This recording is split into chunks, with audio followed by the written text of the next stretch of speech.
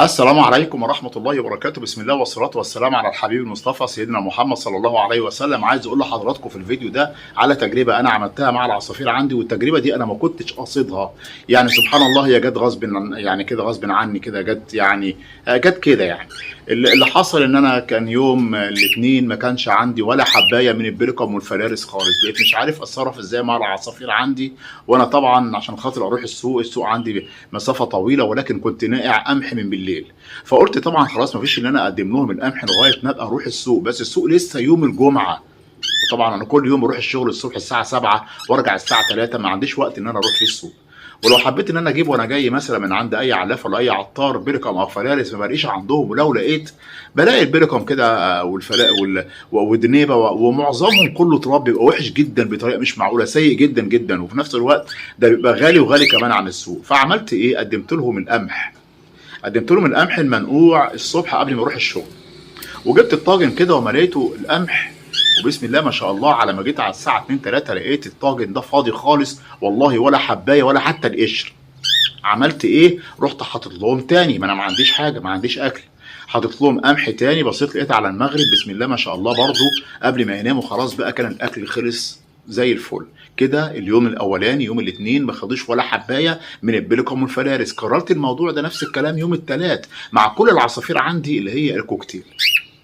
طيب نفس الكلام بالظبط، حطيت الصبح القمح، رجعت على الساعه 2 3 وبقيت برضو نفس الكلام، الطاجن فاضي خالص. قلت حاجه جميله اه والله، رحت حاطط لهم شويه رز مسلوق كده عندي في البيت. بصيت لقيت برضو ما فيش ساعه او ساعتين كانوا كلوه كله. ليه؟ لان برجع الاقي العصافير عندي جعانه على الاخر خلاص، يعني هم خلصوا القمح وكمان جعانين.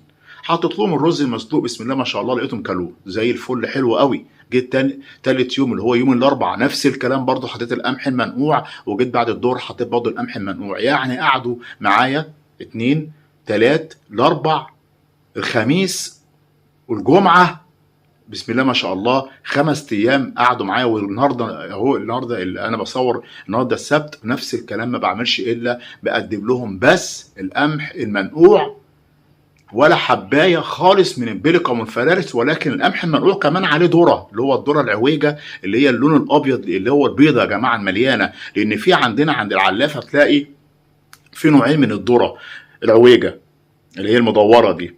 تلاقي في نوع اصفر كده صغير، الحبايه كده ناشفه كده وصفرة، دي ما تجيبهاش.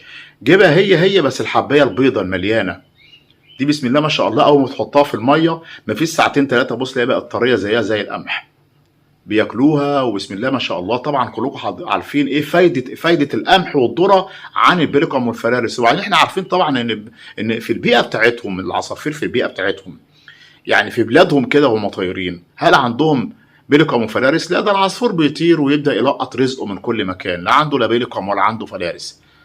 فانت نفس الكلام تقعد تنوع لهم في الاكل، شويه قمح على ذره، شويه رز، شويه بيض مسلوق، ورقتين جرجير، ورقتين برسيم، حته بطاطا، حته جزرايه. بص تلاقي العصافير بتاكل وبتبقى احسن كمان ب 100 مره من الحبوب، وفي نفس الوقت بتدخل في جسمها مواد مفيده جدا جدا ليها. وتلاقي العصافير بسم الله ما شاء الله اشتغلت، والحمد لله لقيت العصافير الله اكبر عندي بدات ان هي تبيض.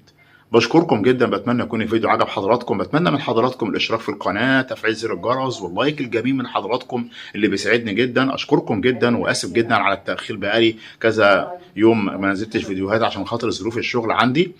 والسلام عليكم ورحمه الله تعالى وبركاته.